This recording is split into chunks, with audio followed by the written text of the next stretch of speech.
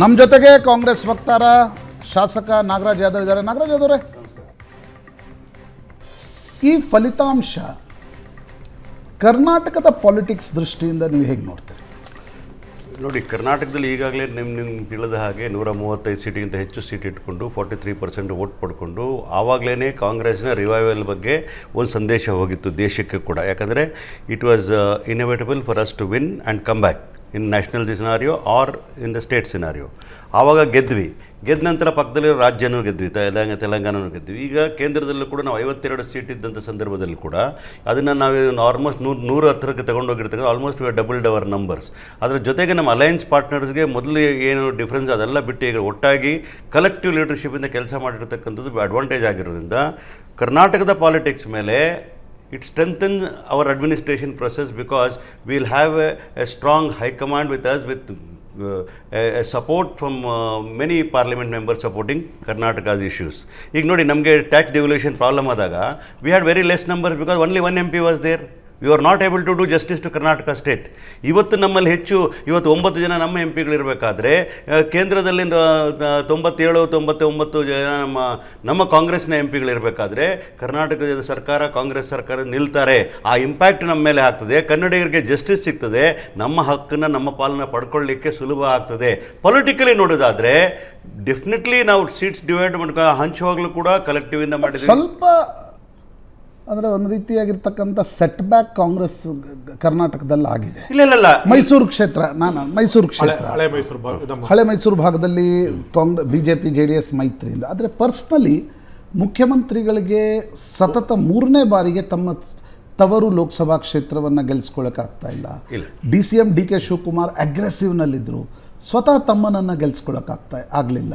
ನೀವು double digit ಮುಟ್ತೀವಿ ಅಂತಕ್ಕಂಥ, ಅಂದರೆ ಈಗ ನೀವು ಹಳೆಯ ಲೋಕಸಭೆಗೆ ಹೋಲಿಸಿದ್ರೆ ಯುವರ್ ಪರ್ಫಾರ್ಮೆನ್ಸ್ ಇಸ್ ಬೆಟರ್. 20 ವರ್ಷಗಳಲ್ಲಿ 2014ರಲ್ಲಿ 9 ಇತ್ತು, ಈಗ ವಾಪಸ್ 9ಕ್ಕೆ ಬಂದಿದ್ದೀರಿ. ಆದರೆ ವಿಧಾನಸಭಾ ಚುನಾವಣೆಗೆ ಹೋಲಿಸಿದರೆ ನಿಮ್ಮ ವೋಟ್ ಪರ್ಸೆಂಟೇಜ್ ಜಾಸ್ತಿ ಆಗಿದೆ, ಆದರೆ ಗೆಲುವಿನ ಸೀಟ್ಗಳು ಜಾಸ್ತಿ ಆಗಿಲ್ಲ. ಇಲ್ಲ, ಅದಿದೆ. ಅದ್ರ ಬಗ್ಗೆ ನಾವು ಇನ್ನೂ ಕೂಡ ಬಹಳ ಸ್ಟಡಿ ಮಾಡಬೇಕಾಗ್ತದೆ. ಈ ಒಂದು ತಿಳ್ಕೊಳ್ಳಿ, ನೀವು ತವರು ಜಿಲ್ಲೆ ಅಂತ ಹೇಳಿದ್ರಿ ಮೈಸೂರು. ಇಟ್ ಇಸ್ ಗಾಟ್ ಒಂದು ಚಾಮರಾಜನಗರ ಬರ್ಬೋದು. ಸಿದ್ದರಾಮಯ್ಯ ಅವರ ಕಾನ್ಸ್ಟಿಟ್ಯೂನ್ಸಿ ಬರ್ತಕ್ಕಂಥ ಚಾಮರಾಜನಗರಕ್ಕೆ ಬರ್ತಕ್ಕಂಥ ಸೀಟ್ ಇರ್ತದೆ. ಯಾಕಂದರೆ ಈ ರೆಪ್ರೆಸೆಂಟ್ಸ್ ದಟ್ ವರ್ಣ. ಮೈಸೂರು ಇರಲಿ ಹೇಳಿ, ಯಾಕಂದರೆ ಅದು ತವರು ಜಿಲ್ಲೆ ಅಂತ ಬಂದಾಗ ಅವರ ಕಾನ್ಸ್ಟಿಟ್ಯೂನ್ಸಿ ಇರ್ತಕ್ಕಂಥದ್ದು ಚಾಮರಾಜನಗರ. ಅಲ್ಲಿ ಬಹಳ ದೊಡ್ಡ ಲೀಡಲ್ಲಿ ಕೂಡ ನನ್ನ ಸತ್ಯ ಅಂತ ವಿಚಾರ ಹೇಳ್ತಾ ಇದ್ದೀನಿ. ಹಿಂದೆ ಚಾಮುಂಡೇಶ್ವರಿಯಿಂದನೂ ಇಲ್ಲ, ಹೇಳ್ತೀನಿ ಒಂದು ನಿಮಿಷ. ಹಂಗೆ ನೋಡಿದ್ರೆ ಒಂದು ಮುಗಿಸ್ತೀನಿ ನನ್ನ ಟೈಮ್ ಸರ್. ಅದಾದ್ಮೇಲೆ ನಿಮ್ಮ ಟೈಮ್ ಬಂದು ನಾನೇನು ಹೇಳ್ತೀನಿ ಅಂದರೆ, ಅದಾದ್ಮೇಲೆ ನೀವು ಅವರು ಬಾದಾಮಿಯಲ್ಲಿ ನಿಂತದ್ದು ಕೂಡ ಅವ್ರದೇ ಕ್ಷೇತ್ರ. ರಾಜ್ಯದಲ್ಲಿ 224 ಕ್ಷೇತ್ರ ಅವ್ರದ್ದೇ ಆಗ್ತದೆ. ಇಲ್ಲ, ನಾನು ಹೇಳ್ತೇನೆ ಆ ರೀತಿ ನೋಡಿದಾಗ ಮುಖ್ಯಮಂತ್ರಿ ಅಂದಾಗ is a leader for the entire state. ಈಗ DK ಶಿವಕುಮಾರ್ ಅವರಿಗೆ ಈಗ ತಾತ್ಕಾಲಿಕವಾಗಿ ಹಿನ್ನಡೆ ಆಗಿರ್ಬೋದು ಆ ಕ್ಷೇತ್ರದಲ್ಲಿ. It was a collective leadership of those people wanted to target DK Suresh, ಮಾಡಿರ್ಬೋದು, ಸಕ್ಸಸ್ಫುಲ್ ಆಗಿರ್ಬೋದು. ಆದರೆ ಒಟ್ಟಾರೆಯಾಗಿ ಕರ್ನಾಟಕದಲ್ಲಿ ನೀವು ವೋಟ್ ಪರ್ಸೆಂಟೇಜ್ ನೋಡಿದಾಗ ಈ ಕ್ಷೇತ್ರದಲ್ಲೂ ಕೂಡ ಮೊದಲಿಗಿಂತ ಜಾಸ್ತಿ ವೋಟ್ ಶೇರ್ ಬಂದಿರ್ತಕ್ಕಂಥ ನಂಬಿಕೆ ನನಗಿರ್ತದೆ. ಒಂದು ನೋಡೋಣ, ಯಾಕಂದರೆ ಈ ಮಾರ್ಜಿನ್ಸ್ ನೋಡಿದಾಗ next day will know all the constituency wise ನಮ್ಮ ವೋಟ್ ಶೇರ್ ಎಷ್ಟಾಗಿತ್ತು, 2019 ಎಷ್ಟಿತ್ತು, 2014 ಎಷ್ಟು ಅಂತ ನೋಡಿದಾಗ ನಾವು ಎಲ್ಲಿದ್ದೀವಿ ಅಂತಕ್ಕಂಥ ಆಲೋಚನೆಗಳು ಮಾಡೋಣ. ಆದರೆ ಒಂದು ಮಾತ್ರ ನೀವು ಹೇಳ್ತಾ ಇದ್ದೀರಲ್ಲ, ಈ ಒಂದು ಪರ್ಫಾರ್ಮೆನ್ಸಿಂದಾಗಿ ಕರ್ನಾಟಕದ ರಾಜಕಾರಣದ ಮೇಲೆ ಆಗ್ತಕ್ಕಂಥ ಮತ್ತು ಕಾಂಗ್ರೆಸ್ ಮೇಲೆ ಆಗ್ತಕ್ಕಂಥ ಪರಿಣಾಮಗಳು ಏನು ಅಂತಕ್ಕಂಥ ಮೂಲದ ಪ್ರಶ್ನೆಗೆ ಖಂಡಿತವಾಗ್ಲೂ ಕೂಡ ಇನ್ನೂ ಸದೃಢವಾಗಿ ಕೆಲಸ ಮಾಡಲಿಕ್ಕೆ ಅನುವು ಮಾಡಿಕೊಡ್ತಕ್ಕಂಥ ತೀರ್ಮಾನವನ್ನು ಪಾರ್ಲಿಮೆಂಟ್ ಚುನಾವಣೆಗೆ ಕೊಟ್ಟಿರ್ತಕ್ಕಂಥದ್ದು. ಒಂದು ಕಡೆ 9 ಲೋಕಸಭಾ ಸದಸ್ಯರಿರ್ಬೋದು, ಇನ್ನೊಂದು ಕಡೆ ಕೇಂದ್ರದಲ್ಲಿ ಒಂದು 100 ಸೀಟು ಕಾಂಗ್ರೆಸ್ನ ಪರಾಗಿರ್ತಕ್ಕಂಥದ್ದು, ಅಲಯನ್ಸ್ ಪಾರ್ಟ್ನರ್ಸ್ ಅಕ್ಕಪಕ್ಕ ಇರ್ತಕ್ಕಂಥದ್ದು. ನೀವು ತಗೊಂಡು ನೋಡಿ, ನಮ್ಮ ಪಕ್ಕದಲ್ಲಿ ಇರ್ತಕ್ಕಂಥ ತಮಿಳುನಾಡು ಎಷ್ಟು ಅಗ್ರೆಸಿವ್ ಆಗಿ ಎಲ್ಲ ಸೀಟುಗಳು ಕಾಂಗ್ರೆಸ್ ಮತ್ತು ಇದು ಗೆದ್ಕೊಂಡಿದ್ದಾಗ that lot of issues can be resolved. Karnataka face ಮಾಡ್ತಾ ಇರ್ತಕ್ಕಂಥ ವಿಚಾರಧಾರೆಗಳಲ್ಲಿ ನಾವೊಂದು ಕನ್ಸೆನ್ಸಸ್ಗೆ ಬರಲಿಕ್ಕೆ ಸಾಧ್ಯ ಆಗ್ತದೆ. Because there is immense power from our political alliances to cooperate for administration ಅಂತ ಹೇಳ್ತೀವಿ. ರಾಜ್ಯದ ರಾಜಕಾರಣ ಮೇಲೆ it have a positive effect rather having. But we are also ನಾವು ಆತ್ಮಾವಲೋಕನ ಮಾಡ್ಕೋಬೇಕಾಗ್ತದೆ. 20 ಸೀಟ್ ಕೇಳಿದ್ ನಾವು 15-16 ಸೀಟ್ ಅದು ಬರಬೇಕಾಗಿತ್ತು. ಯಾಕೆ ಒಂದು 4 seat? For example Chitradurga V last, V cannot believe it. Devaraj ಅವರೇ, ಕಳೆದ 1 ತಿಂಗಳಿನಿಂದ ಸತತವಾಗಿ ಪ್ರಜ್ವಲ್ ರೇವಣ್ಣ ಪ್ರಕರಣ ಕರ್ನಾಟಕ ಅಲ್ಲ ಇಡೀ ದೇಶದಲ್ಲಿ ಚರ್ಚೆ ಆಗ್ತಾ ಇತ್ತು. ಅದಾದ ನಂತರ ಈಗ ಪ್ರಜ್ವಲ್ ರೇವಣ್ಣ ಸೋತಿದ್ದಾರೆ, ಆದರೆ 2 ಸೀಟ್ಗಳಲ್ಲಿ JDS ಗೆದ್ದು ಹಳೆ ಮೈಸೂರು ಭಾಗದಲ್ಲಿ BJP JDSನ ಮೈತ್ರಿ ವರ್ಕ್ ಆಗಿದೆ ಅಂತಕ್ಕಂಥದ್ದು. JDS BJPಯ ಮೈತ್ರಿ ಫ್ಯೂಚರಲ್ಲೂ ಕೂಡ ಒಂದು ಸಿಮೆಂಟಿಂಗ್ ಫ್ಯಾಕ್ಟರ್ ಅಂತ ಅಲ್ಲ, ಅನ್ಸುತ್ತೆ. ಖಂಡಿತವಾಗಿ ಸರ್. ಈಗ ನಮ್ಮ ಹಳೆ ಮೈಸೂರು ಭಾಗದಲ್ಲಿ ಈಗೇನು ಮತ್ತು JDS ಮತ್ತು BJPಯ ಕಾರ್ಯಕರ್ತರ ಒಂದು ಸಮನ್ವಯತೆ ಇತ್ತು. ನಿನ್ನೆ ತಾನೇ ಅದನ್ನು ತಮ್ಮಲ್ಲೂ ಸಹ ನಾನು ಹಂಚ್ಕೊಂಡೆ. ಬಹಳಷ್ಟು ಸೊಗಸಾಗಾಯಿತು. ಅದರಲ್ಲೂ ಕೆಲವೊಂದು ಜಾಗಗಳಲ್ಲಂತೂ BJPಗಿಂತ ಮುಂದೆ ನಾವೇ ಹೋಗಿ ಕೆಲಸ ಮಾಡ್ತಾ ಇದ್ವಿ. ಅಷ್ಟರ ಮಟ್ಟಿಗೆ ಸಮನ್ವಯತೆ ಇತ್ತು. ಈ ಸಮನ್ವಯದ ಕೊರತೆಯನ್ನು 2019ರಲ್ಲಿ ನಾವು ಅನುಭವಿಸಿದ್ವಿ ಅದನ್ನು.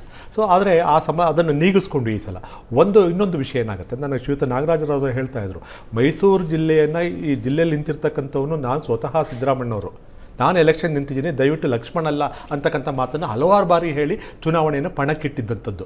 ಮತ್ತೆ ಇಲ್ಲಿ ಈಗಾಗಲೇ ಹೇಳಿದಾಗೆ ಉಪಮುಖ್ಯಮಂತ್ರಿ ಕಾಂಗ್ರೆಸ್ ವಕ್ತಾರರಾಗಿ ಸಮರ್ಥಿಸಿಕೊಳ್ಳಬಹುದು, ಸಿದ್ದರಾಮಯ್ಯನವರ ಪ್ರತಿಷ್ಠೆಗೆ ಧಕ್ಕೆ ಆಯ್ತು. ಇವರು ಕೂಡ ಪ್ರಜ್ವಲ್ ರೇವಣ್ಣನ ಮಗ ಅಲ್ಲ, ನನ್ನ ಮಗ ಅಂದ್ರೆ ಸೋತ್ರಲ್ಲ. ಹಂಗೆ ಅದು political statements cannot be taken into ಆಯ್ತು. ಅಲ್ಲಲ್ಲ, ನಾನು ಕಂಪ್ಲೀಟ್ ಮಾಡ್ತೀನಿ ಸರ್. ಈಗ ಇವರು ಡೆವಲ್ಯೂಷನ್ ಆಫ್ ಫಂಡ್ಸ್ ಬಗ್ಗೆ ಹೇಳಿದ್ರು. ಇವಾಗ ಒಂದು ವಿಷಯ ಇವರು ಆನೆಸ್ಟಾಗಿ ಒಪ್ಕೋಬೇಕಾಗುತ್ತೆ, ದಾಖಲೆನೂ ಸಹ ಇದೆ. ಏನಾಗಿದೆ, ನಮಗೆ ಕಾಂಗ್ರೆಸ್ಸಿಂದ ಒಬ್ಬರಿದ್ರು, JDS ಇಂದ ಒಬ್ಬರಿದ್ರು. ನಮಗೆ ಡೆವಲ್ಯೂಷನ್ ಫಂಡಲ್ಲಿ ಅನ್ಯಾಯ ಆಯಿತು ಅಂತಂದರೆ ಆ ಕಮಿಟಿ ಬಂದಾಗ ನಾವೇನು ಮಾಡಬೇಕಾಯಿತು ಮಾಡಲಿಲ್ಲ, ಅದು ಒಂದು ಕಡೆ ಇಟ್ಬೇಡ. ಆದರೂ ಸಹ ಅನ್ಯಾಯ ಆಯಿತು ಅಂತಂದರೆ ನಾವು ಎರಡೆರಡು ಅವಕಾಶ ಆಯಿತು ನಮಗೆ ಪ್ರಶ್ನೆ ಮಾಡಲಿಕ್ಕೆ. ಒಂದು ಪಾರ್ಲಿಮೆಂಟಲ್ಲಿ ಪ್ರಶ್ನೆ ಮಾಡಬೇಕು, ಇಲ್ಲಾಂದರೆ ಕೋರ್ಟ್ಗೆ ಹೋಗಬೇಕಾಗಿತ್ತು.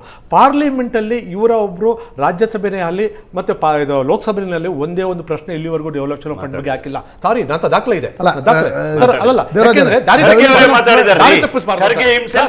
ಹೇಳ್ತೀನಿ ಕೇಳಿ, ಆಮೇಲೆ ಮಾತಾಡಬಾರ್ದು. ನಾನು ಹೇಳ್ತೀನಿ ಕೇಳಿ ಸರ್. ಆಮೇಲೆ ಕಾವೇರಿ ವಿಷಯ ಬಂದಾಗ ಕಾವೇರಿ ವಿಷಯ ಬಂದಾಗ ಸರ್ ಕುಮಾರಸ್ವಾಮಿ ಕೇಂದ್ರ ಮಂತ್ರಿ ಆಗ್ತಾರ ಇದನ್ನ ನೋಡಿದ್ರೆ? ಅಲ್ಲ ಸರ್, ಈಗ ಇವತ್ತು ಅದು ಮುಖ್ಯ. ಡೆವಲ್ಯೂಷನ್ ಆಫ್ ಫಂಡ್ಸ್ ಬಗ್ಗೆ ನಾವು ನಾಗರಾಜ್ ಅವರು ಪ್ರಸ್ತಾಪ ಮಾಡಿದ್ದಕ್ಕೆ ನಾನು ಮಾಡಿದೆ ಅಷ್ಟೇ ಹೊರತು ಕಾಂಗ್ರೆಸ್ ಎಲ್ಲೂ ಸಹ ನೋಡಿ ಸರ್, ಕಾಂಗ್ರೆಸ್ ಬಹುಮತವನ್ನು 28 ಬಂದಾಗ ನನ್ನ ರಾಜ್ಯದ ನದಿ ನೀರಿನ ಸಮಸ್ಯೆಗಳನ್ನು ಬಗೆಹರಿಸಿಲ್ಲ.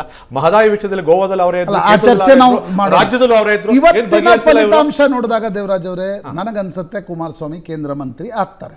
ಅಲ್ಲ, ಆಗ್ಬೋದೇನು ಸರ್, ಆಗ್ಲಿ ಅಂತ ನಾವು ಅಲ್ಲ ₹100 ಇರ್ತೀವಿ, ₹100 NDA ಜೊತೆಗೆ ಇದ್ದೀವಿ ಅಂತ ಆಗ್ಲೇ ನೀವು ಕೇಳಿಸ್ಕೊಳ್ಳಿಲ್ಲ ಅಂತ ಕಾಣುತ್ತೆ. ಸನ್ಮಾನ್ಯ ಕುಮಾರಣ್ಣ ಎಲ್ಲ ನೀವಿರಲಿಲ್ಲ, ಸನ್ಮಾನ್ಯ ಕುಮಾರಣ್ಣ ಅವರು ಅದನ್ನು ಕ್ಲಾರಿಫೈ ಮಾಡಿದರೆ ನಾವು ಇರ್ತೀವಿ, ನಿತೀಶ್ ಕುಮಾರ್ ಸಹ ಇರ್ತಾರೆ, ಚಂದ್ರಬಾಬು ನಾಯ್ಡು ಅವರು ಸಹ ಇರ್ತಾರೆ ಅಂತಕ್ಕಂಥ ಮಾತನ್ನು ಈಗಲೇ ಹೇಳಿದ್ದಾರೆ. ಮತ್ತು ಕುಮಾರಸ್ವಾಮಿ ಅವರು ನಮ್ಮ ರಾಜ್ಯಕ್ಕೆ, ನಮ್ಮ ರಾಜ್ಯದ ವತಿಯಿಂದ ಮಂತ್ರಿ ಆಗಲಿ ಅಂತಕ್ಕಂಥ ಆಶಯನೂ ಸಹ ನಮ್ಮ ಪಾರ್ಟಿದು. ನೋಡಿ, ಯಾವುದೇ ಸಂದರ್ಭದಲ್ಲೂ ಸಹ IND ಈ ಸರ್ಕಾರವನ್ನು ಮಾಡ್ತದೆ ಅಂತಕ್ಕಂಥದ್ದು 100% ಸುಳ್ಳು. ಆ ಒಂದು ಭ್ರಮೆ ಇರೋದು ಖಂಡಿತವಾಗೂ ಬೇಡ ಅಂತಕ್ಕಂಥದ್ದು ಹೇಳ್ತೀರಿ. ಯಾಕೆಂದರೆ NDAಗೆ ಹೇಳ್ತೀನಿ ಕೇಳಿ, NDAಗೆ ಸಂಪೂರ್ಣವಾದ ಬಹುಮತವನ್ನು ಕೊಟ್ಟಿದ್ದಾರೆ.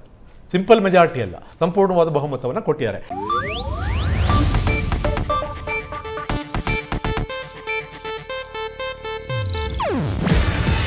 ಇದು ಏಷ್ಯಾನೆಟ್ ನ್ಯೂಸ್ ನೆಟ್ವರ್ಕ್ ಪ್ರಸ್ತುತಿ. ನೀವು ನೋಡ್ತಿದ್ದೀರಾ ಏಷ್ಯಾನೆಟ್ ಸುವರ್ಣ ನ್ಯೂಸ್.